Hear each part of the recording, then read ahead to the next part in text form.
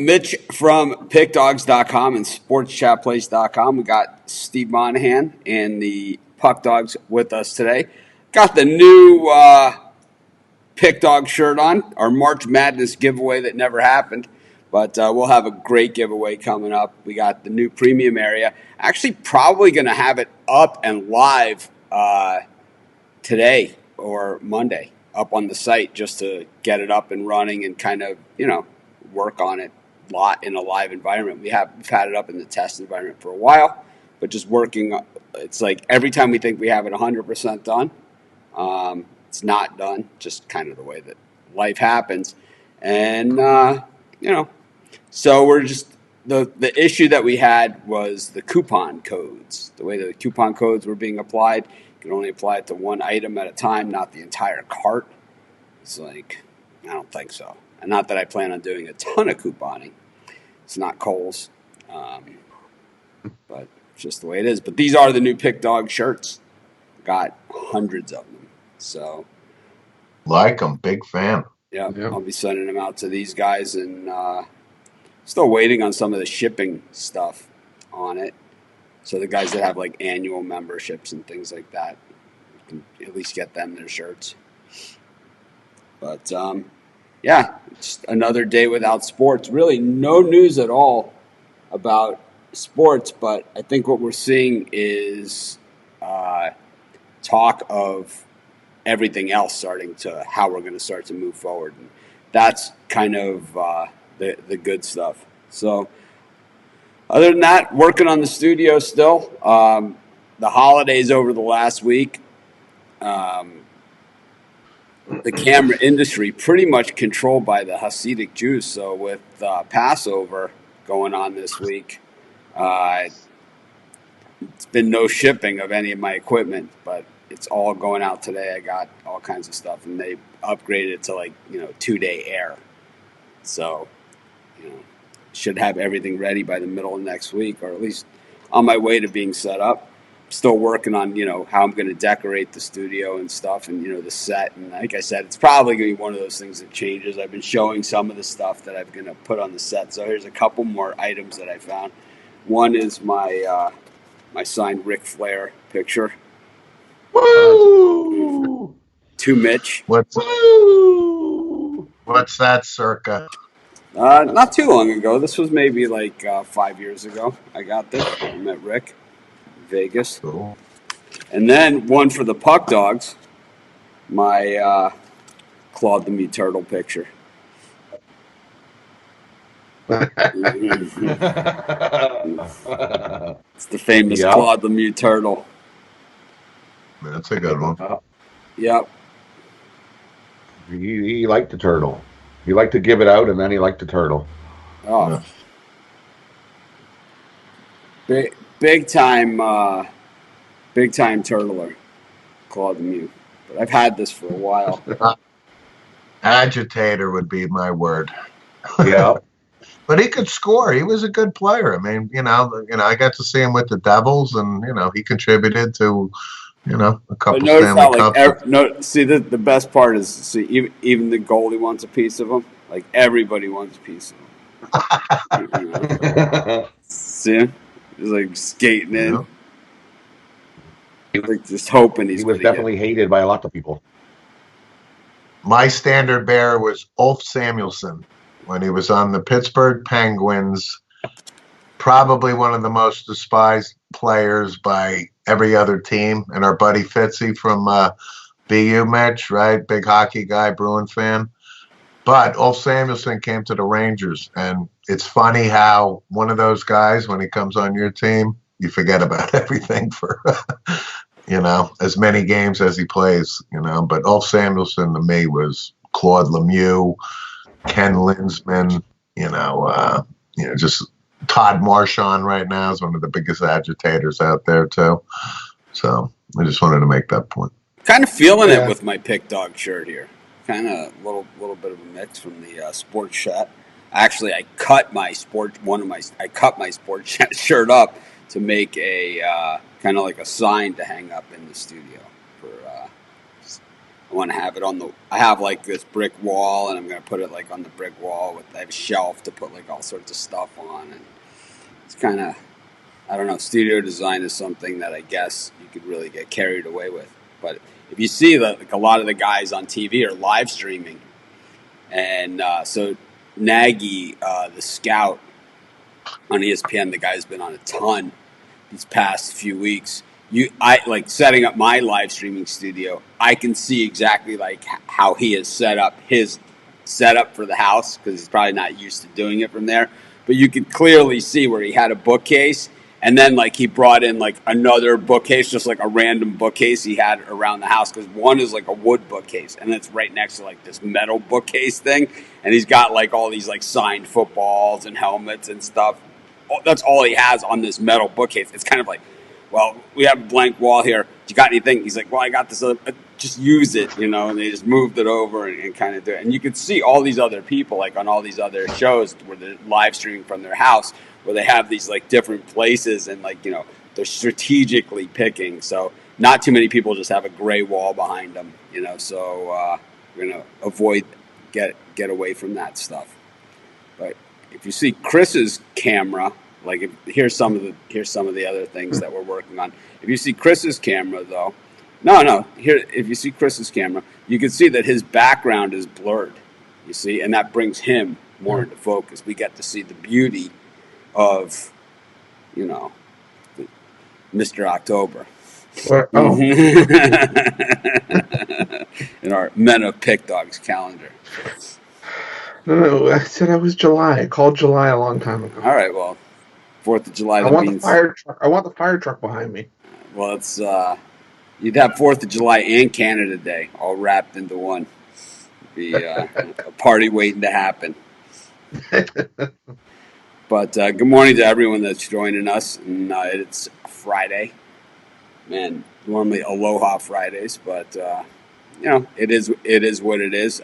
I believe we're gonna have sports soon. I can smell it.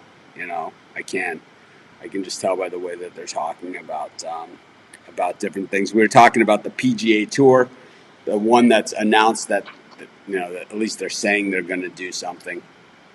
So Steve was saying that there's only going to be one major this year, the PGA, because the other majors count towards next year. So my question is there going to be 2 Masters then in next year's schedule and 2 U.S. Opens? Yeah, right.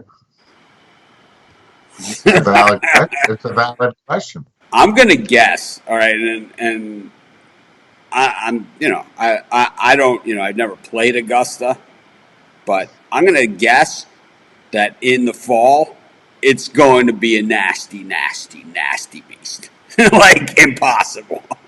Augusta's tough to begin with, and Augusta's one of those courses that it looks like when you watch it on TV, you can't really see the elevations, you know, of the course. It's like Kapalua here, and it's where it's like you can't see the elevations, but when you're on the course, it's like, you know, because so Dustin Johnson he drove the green here on a hole that was 365 yards, right? But you can't see the changes in elevation, you know, when he hit that ball, which I'll tell you, I wasn't even close. I think it was actually like 400 or something that the green was that he hit. And I'll tell you, I wasn't even, not even a whiff, and I wasn't playing from the pro tees either. And I hit one on the screws there. And hey, Chris and Rod, have you guys ever been to like a major golf tournament, you know, outside of Canada in the U.S., like a U.S. Open or PGA, or it's unbelievable. I've never set foot on any soil in the USA. How's that? No, but my point, the reason to Mitch's point, Shinnecock Hills in 2004, which is in Long Island, it was the U.S. Open, and Retief Goosen won this. To Mitch's point, when you're there live and you see these elevated greens and you see the raw, it's unbelievable. It really is. It's incredible. I played at Kapalua right before the lockdown. U.S. Opens is my point. And there's a reason. It's unbelievable live watching this stuff. Right before the lockdown, I played at Kapalua, and I mean, it was brutal. I'm gonna put you guys on for a second. I'll be back. I'm gonna see if I can find the picture that I show of. But you guys can talk about that for a second. If I get on my phone. So Shinnecock Hills, I mentioned Long Island. I also was at, I've been to several majors. Phil Mickelson won at Baltusrol, which is in New Jersey. I played Baltusrol.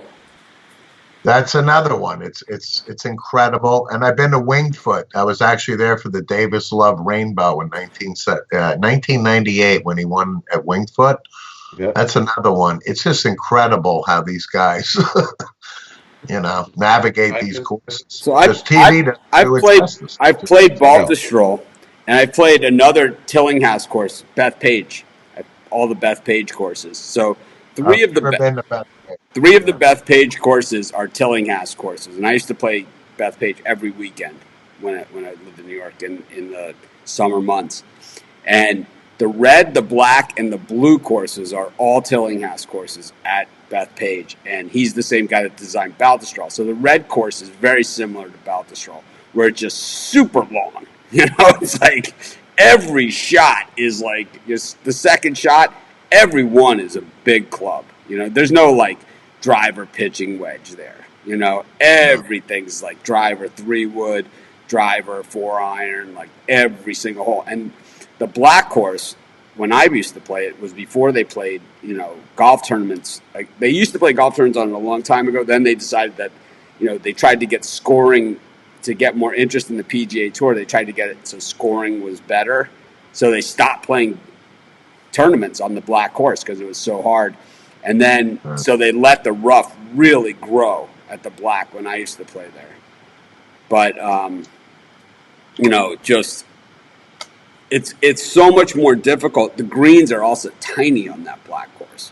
They're not like as difficult. They're not like Augusta greens or even like the greens at Kapalua or anything. But they are just tiny. I mean, it's like it's not like a modern golf course. But at Baltusrol and the red course at Bethpage, certainly. Challenging to say the least. Yeah.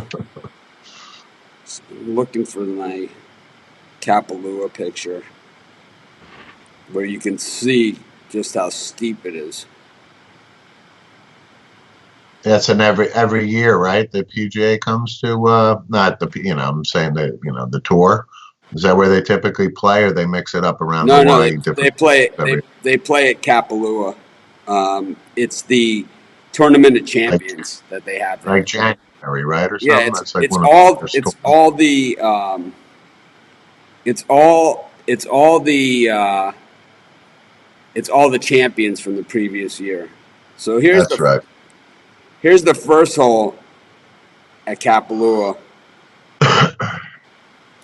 and you can see it's just like an extreme downhill, and it's like you can see. So you're way up top there. You can see how low the ocean is down there, and the wind is blowing off the ocean like crazy. And then here is me.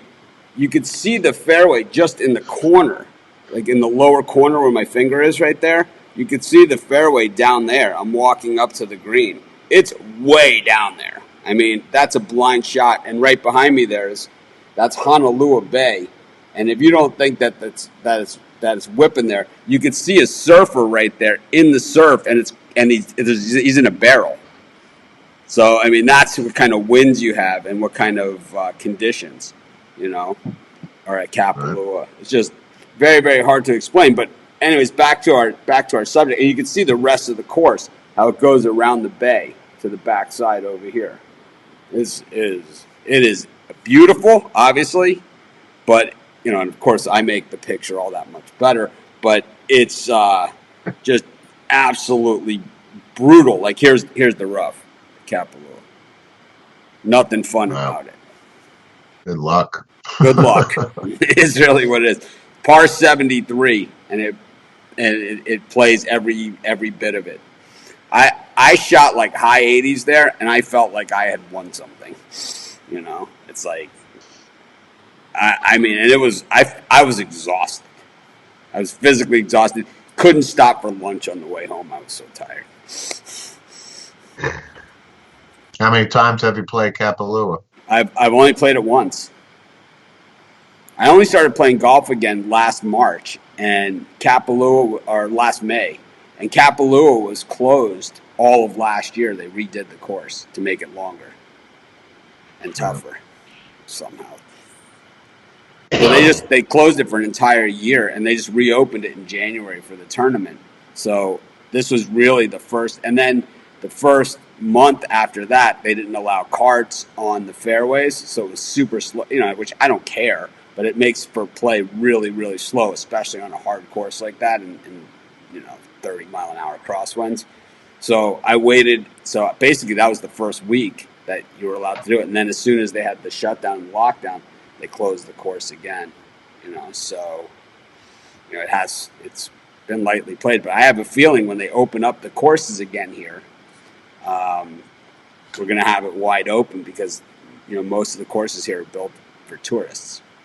So we put, and not to say anything about the tourists or whatever, because obviously we depend on them for our economy here, but tourists pay $369 for Kapalua, and we pay about $149. And for Wailea Gold, another one of my favorite courses, the one right down the street for me. On that course, the tourists pay $225, and we pay. So like here's. I've never had a hole-in-one, but this is the hole that I always say that I want to have my hole-in-one in. This is number 9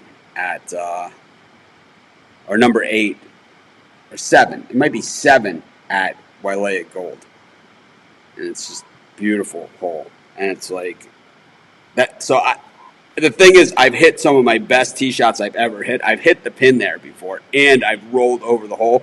And here was my shot when I took that picture, because I took the picture and I posted on Facebook. Those of you that are my Facebook friends, I posted, I've never had a hole-in-one, but if I was ever going to get one, this is the hole that I wanted on.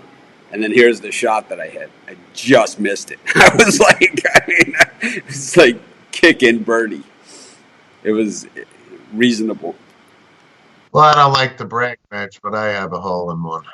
Yeah, well, it just shows you that there's, Listen, you would crush me in golf, and the funny part about it is I was playing with a guy named Tim, who's a great golfer, and it's Paramus, New Jersey, public course, 2006, par 3, and I hit this tee shot. I think it was 140, something like that, and 2 bounces, and the thing goes into the hole, right? So obviously the thrill of that, but the reaction of my buddy Tim, who was played 8,000 rounds of golf, is great and never had a hole-in-one.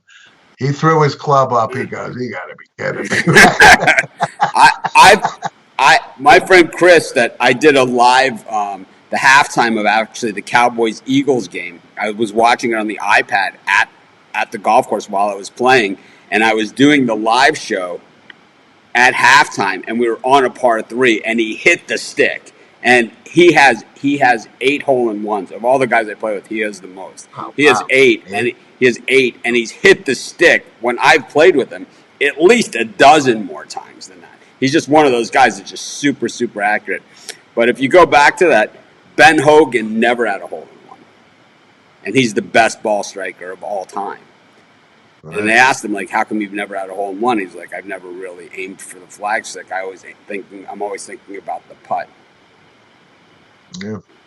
It was cool about it too. So obviously the 19th hole, you got to buy beers and stuff. The word spreads out there was a hole-in-one. But some guy said, he goes, "What ball did you use?" I said, "Titleist." He goes, "On Monday, call Titleist." And I did. I said, "I got a hole-in-one." So Titleist sent like a ball holder, right? Pretty cool. So I got the ball in this little ball holder, and my club was a Tommy Armour, right? So called Tommy Armour, and they sent like a certificate, a frame certificate to acknowledge it. I thought it was pretty cool. Good memento. That is nice. That here at Wailea, they give you a flag and it says I don't whatever hole in one, and they put the date on it and the hole And the number, and then Yep. you go out there, you take a Right. picture with your flag on the hole, and then they post it on the Facebook page and stuff. But I haven't got. It's thrilling. I It haven't. really is. For that split second or 2 seconds or 5 seconds, whatever it is, when that ball goes in, you're like, oh my God, it was thrilling. They didn't do anything for me at the mini golf course. Right? Not a pitch and putt. I've been so close. Really? I've been so close to the hole in one. But I Close. It was rolling. It was rolling towards it. You never can see got it, and you're watching, and you're like, go, go, go! Ah, So right there.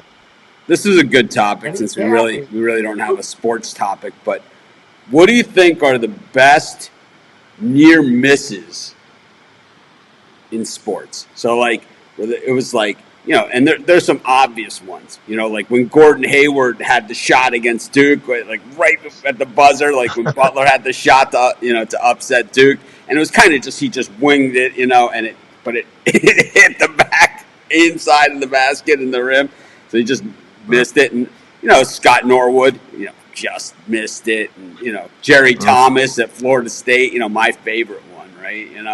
Yep. And there's been Michael Jordan, as many game-winning shots as he hit, he missed more. And he'll tell you that, and that's why the famous Michael Jordan is, you miss 100% of the shots you don't take. Yeah. So I remember a Blackhawks Canucks playoff game in a Game 7, and the Blackhawks lost that series, and the guy hit the crossbar in like double overtime, and it bounced out. Rod, what's a famous just missed it bet for you? I know in the NHL there's millions. NFL, that last play of the game, Tennessee, and is rolling over, and what was it? That was inches, man. That was going Super over Bowl. that full line. Was Kevin? Kevin, what was his name? Dyson? No. Dyson? No. Mason. Derek Mason. Mason. Derek Mason. That was a just miss. Chris, what That about was a just missed?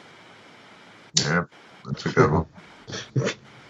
Can I do this? Was it Cody Parkey when he hit four posts in one game? Yikes.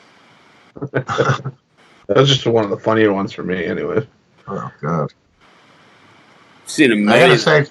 gotta say Scott Norwood. I mean, you hit it, Mitch. I think that Super Bowl game-winning kick, or not, and Giants are Super Bowl champs, and Bill Parcells cements his legacy, 2-time Super Bowl champ, right? Scott Norwood, as he's known, right? But I gotta say that's got to be up there, right? Super Bowl game. For us, for me, it's always going to be Jerry Thomas. Wide right one. Yeah. That was, But that's the point. Wide right one. Right. I'll tell you, Jerry Thomas. That was a stretch of Florida State, Miami, right, where it came down to that field goal, man. Oh, I know. I was, and Bobby Madden's reaction on the sideline was priceless. It's priceless. He thought he made it. He thought he had made the field goal. Yeah. Definitely a just miss, and it's funny because I talked about it the other day, and my friends from Miami are still posting, still saying that the same things I was saying is like, I'll never get over that Fiesta Bowl loss. I'll never ever. It's like you put it in the past, and we had a million other chances and whatever, but it's like I just never ever get over it. It was like it ended the winning streak. It ended. It's just horrible, and that to me was the worst just miss. It's like that. The thing is, the ref that threw the flag never officiated another game again. It made it even worse, and it was like, What about Catholics versus convicts? Cleveland Gary, in or out? It doesn't matter. It was. I know it does. It was. But it was pretty damn close. Well, no. I don't think the issue was in or out. I think the issue is he was down, before the fumble happened. And the thing is that the ref thought it was 4th and goal when it was actually 4th and inches, and he had gotten the first down, and he turned the ball over to Notre Dame, not because he thought it was a fumble at all, but because he thought it was a turnover on downs. If there was replay, Miami wins the national championship that year. That's how big that play was. But in hindsight, once again, another one of those in hindsight things is they drove the ball then all the way down the field on us and scored a touchdown. And on the other side of it, we had a crack at them also for the 2-point conversion, and we didn't get it. So, it went both ways in that one. And it was like, I thought that Miami was the far better team. And I think if there was ever a year that there should have been a rematch, that was it. And Notre Dame was like, no way. They wanted no part of it. Holtz was definitely pretty much a pussy shit when it came to stuff like that. That if he had an out, he took it 100% of the time. It was like, because he knew it. He knew he was going to get slaughtered. Yeah, I mean, he talks like a big guy in the Catholics versus convicts thing. Like he was, save Jimmy Johnson's ass for me. Yeah, but when it came time to play for keeps, he fucking went and played West Virginia, Major Harris, right? And And you knew the result going into that game.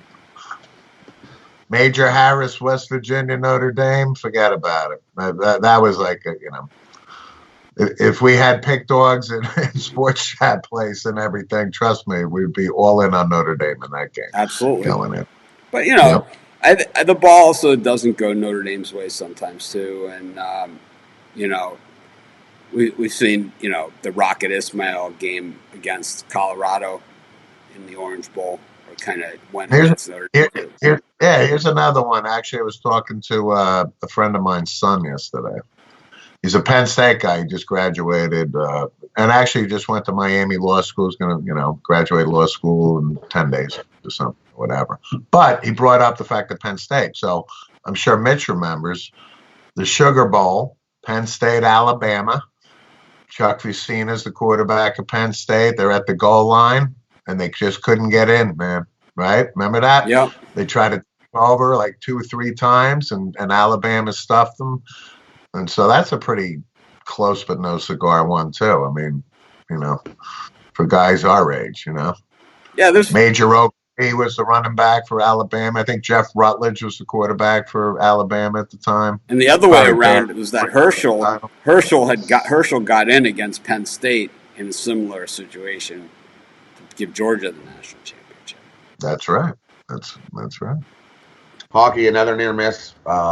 Dallas, Patrick Stephon, he's going towards the empty net. Wide open empty net. All you got to do is toss the puck in the empty net.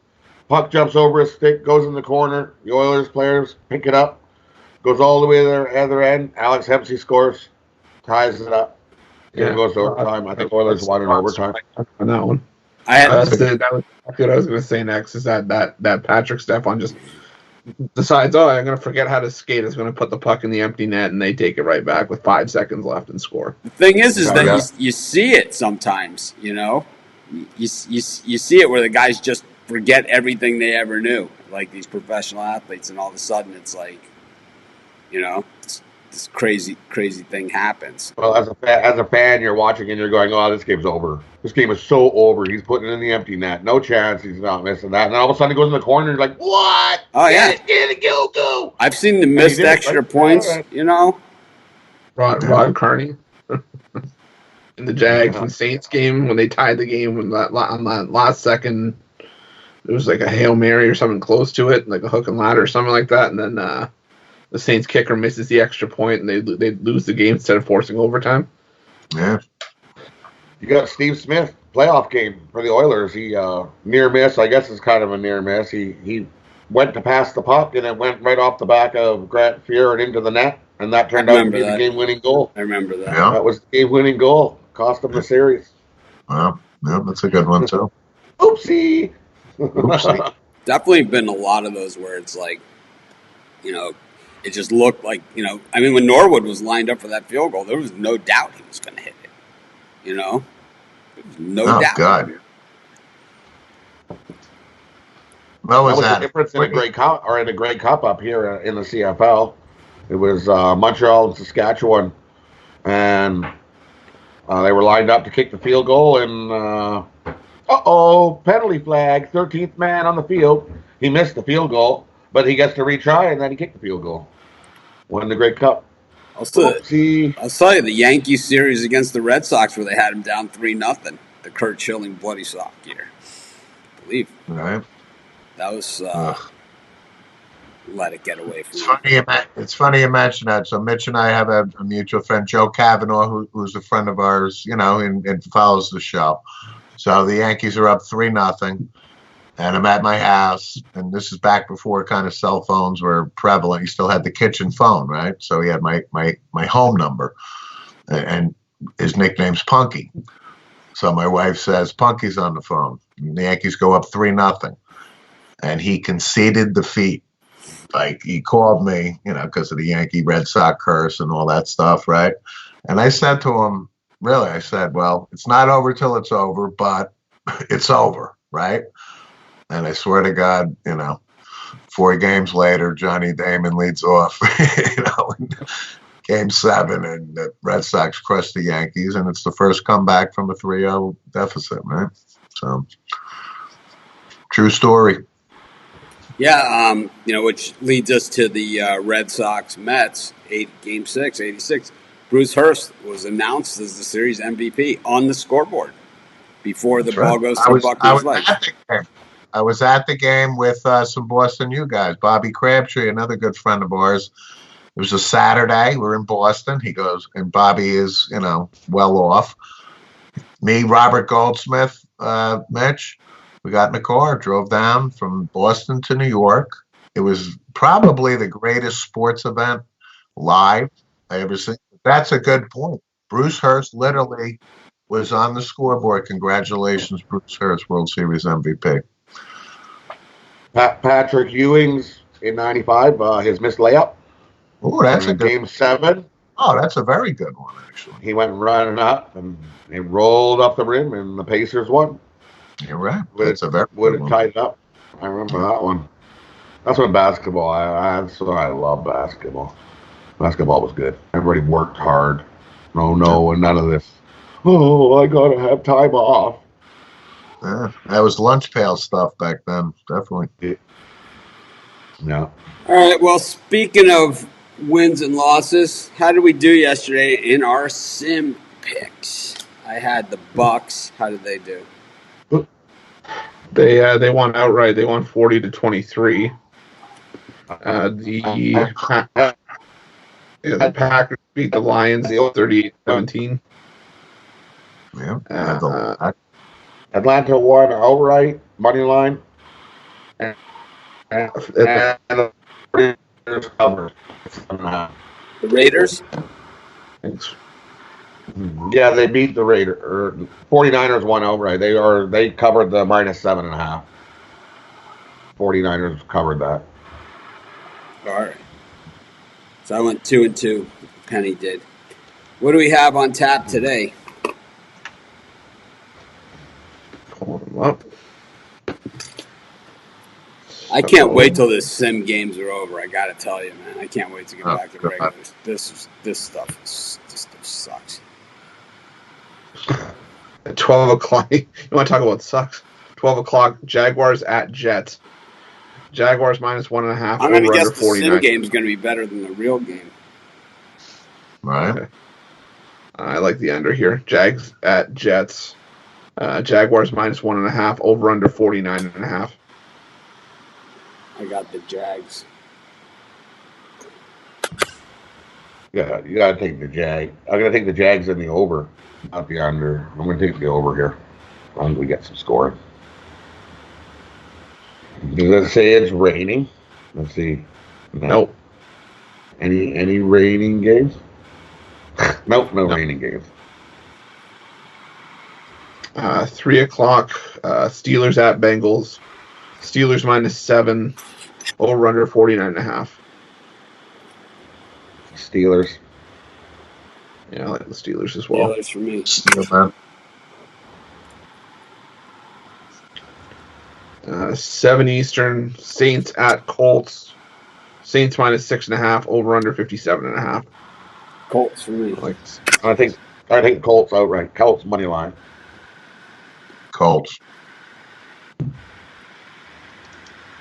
and the last one, 49ers at Rams to pick them, over under 55.5. 49ers money line. 49ers money line, too. What is it? 49ers at Rams? Yeah. Rams are on the back-to-back, right? Or 49ers are on the back. So are the 49ers. 49ers are on the back of it. It's against your boy Jared Goff. I got 49ers for me.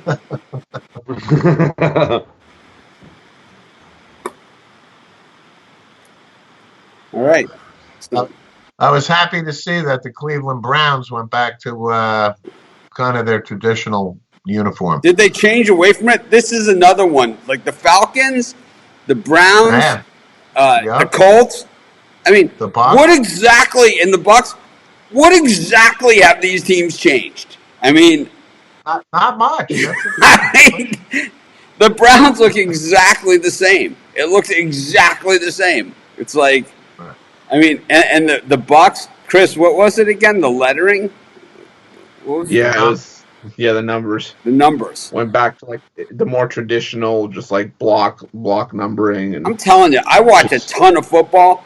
I can't tell you the difference.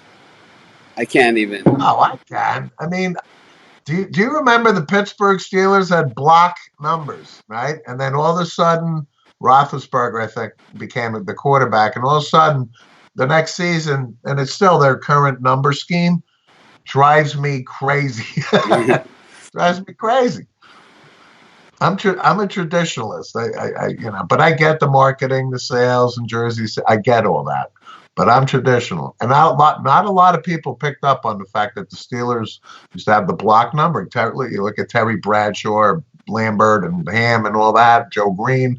You look at the numbers, and then you see they're narrower and all that. Drives me crazy. Well, we got a lot of time on our hands. A lot of time. That's right. It's the only reason I'm bringing it up. A lot of time. NBA, who has the most missed shots? Trivia NBA, question. who's the lead? Yeah, who's the leader with the most missed shots In history, all time? all Wow. time? who played the longest? Reggie Ooh. Theus. Reggie Theus. He's up there. Gotta be. He's got to be. Good. Reggie Theus took the. Could it be Kareem? that's what I was gonna say. Nope, Maybe newer. Bobby. Oh, Who Newer was it? player than Kareem. Newer player than Kareem? Most missed shots. That's a good one. Tim Duncan. No, he plays in the Lakers. Well, he doesn't play in the Lakers anymore, but Kobe. he did. Kobe. Yeah, Kobe Really? Bryant, most missed shots. I believe it. He took a lot of shots too. Yeah. Yeah. Yeah. He's the All NBA time, huh? He's got the all-time leader in missed shots. Wow. Ball hog.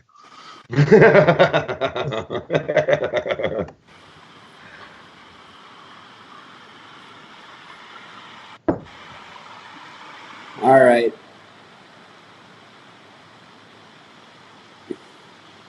Well, let's wrap Are we doing up today's a show. cereal discussion or no? What's that? We're going to do our cereal discussion? We could save that for another day. We got plenty of time. Reproduction meeting? Okay. all right. Oh, we'll put that one on the shelf. Anyways, Yeah, thanks that's everyone for joining us. Yeah. We'll be back tomorrow, same time. Have a great day.